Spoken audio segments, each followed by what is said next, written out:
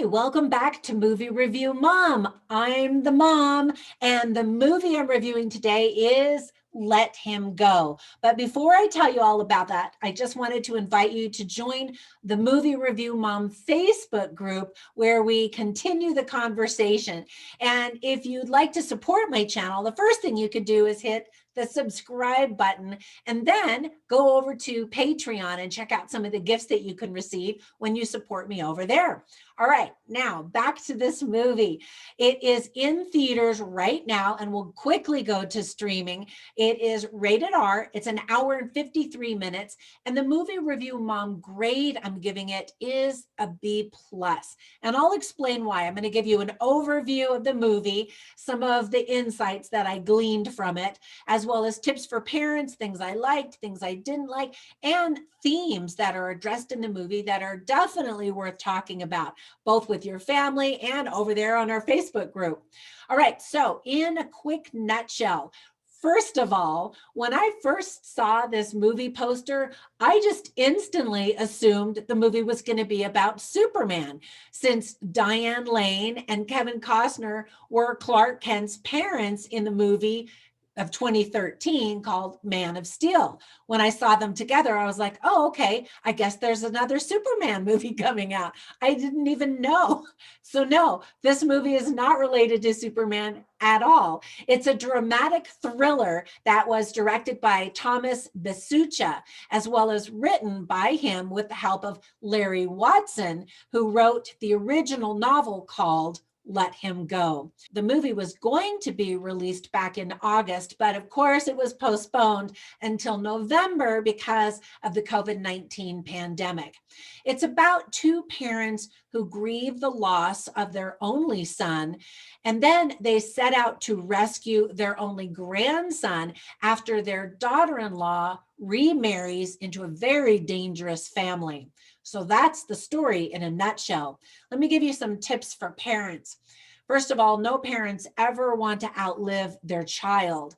So the very beginning of the movie is a gut punch to every parent who watches this movie.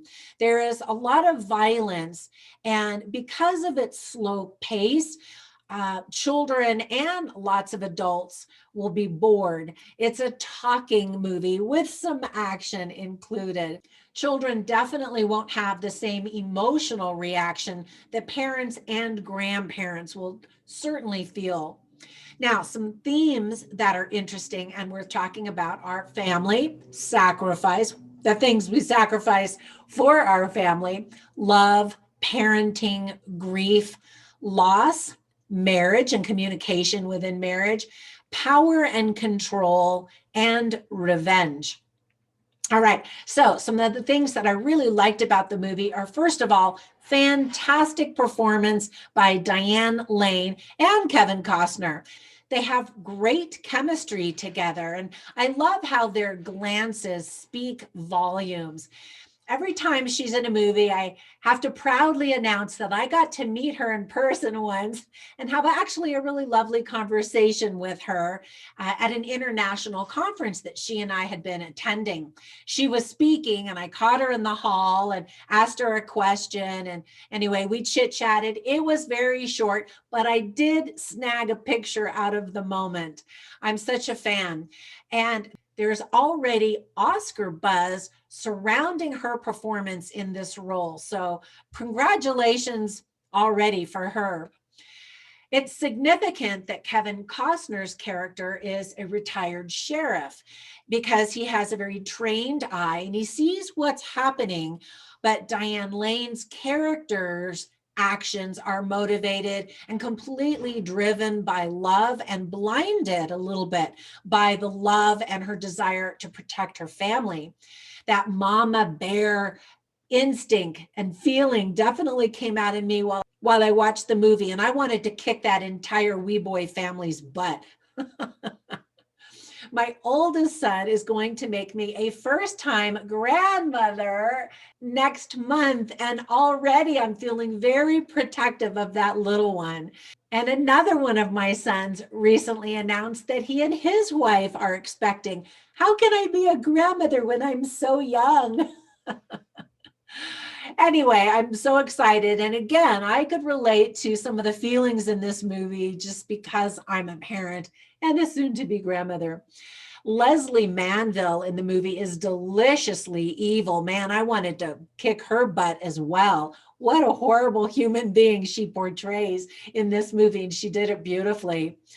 The movie starts off fairly slowly, but then eventually picks up some speed and some tension. And that's also one of the complaints that some viewers have, is that it's just too much of a slow burn. While the movie is set in Montana and North Dakota, it's actually filmed in Alberta, Canada. So some beautiful cinematography. Now, one thing I really wanted to point out is that as an author myself and an author coach, I always tell my authors to show, don't tell. And the same is true for filmmakers. The first 30 minutes or so of this movie do exactly that, and extremely well, I might add. The film is a fascinating example of what isn't said more than what is said. And I think that's one of its strengths, is because your mind and imagination fill in the blanks and carry the story forward that way. There's a dinner scene that for me was a standout in the movie, with tasty tension and super awkward awesomeness. The whole time, you're going to be on pins and needles waiting to see what's going to happen in this scene. And you're just like, it was done really, really well. Now, I also really love Jeffrey Donovan in everything. My husband and I binge watched his popular TV show called The Burn Notice, which I highly recommend. It's a lot of fun. He kind of plays a good guy slash bad guy. And by the way, have you seen the new Liam Neeson movie called The Honest Thief? Jeffrey Donovan is in that movie also, and also playing kind of a good guy, bad guy in that one. I just really like him, and probably because I liked the character in the Burn Notice so much. So anyway, I just was thrilled to see him in another movie. I think he's so talented. I also really liked that the title had two different meanings. And so I wasn't sure which direction the movie was going to go in.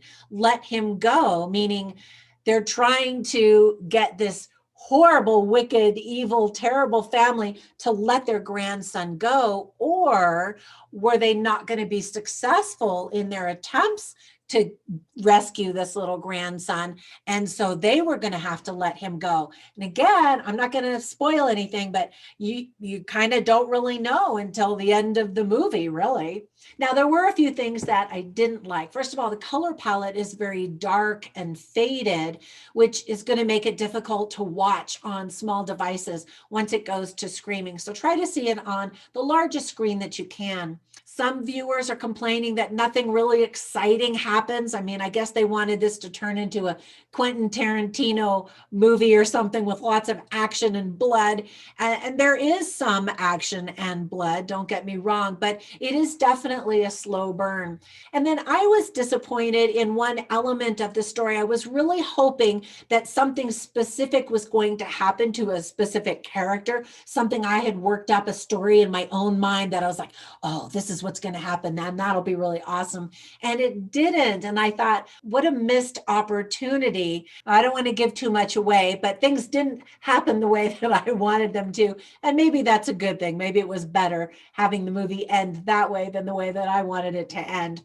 All right. Now, in all of the movies that I watch, I keep notes and I write down funny lines and interesting lines. And I write them all on my website, moviereviewmom.com. So if you want to see all of those and some other stuff, be sure and check out my website. But let me share just a couple of them with you right now. So Diane Lane's character says to her husband, as she's trying to convince him to go rescue the grandson and the ex-daughter-in-law, she says, well, we're not old.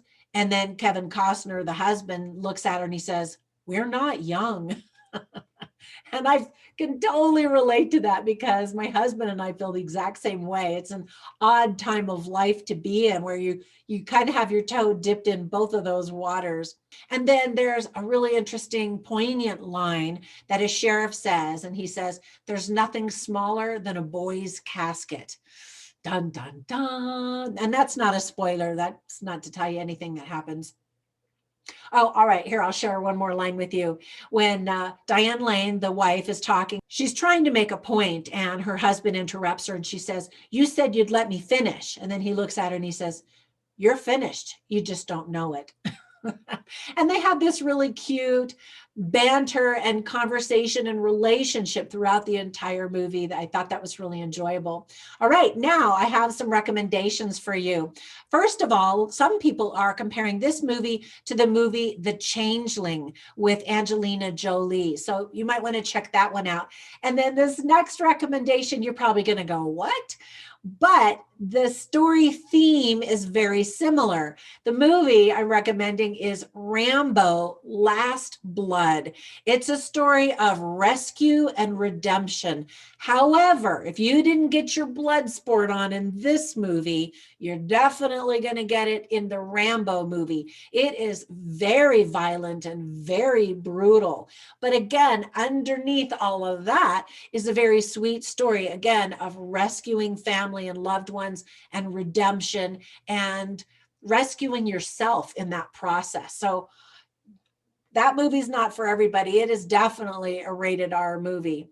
All right, that's it for today. Again, thank you for those of you who are going over to Patreon and supporting my little channel over there. I sure appreciate it. I will catch you tomorrow in another movie review. They're coming out fast and furiously, which is awesome. And I will catch you in the next one. Bye for now.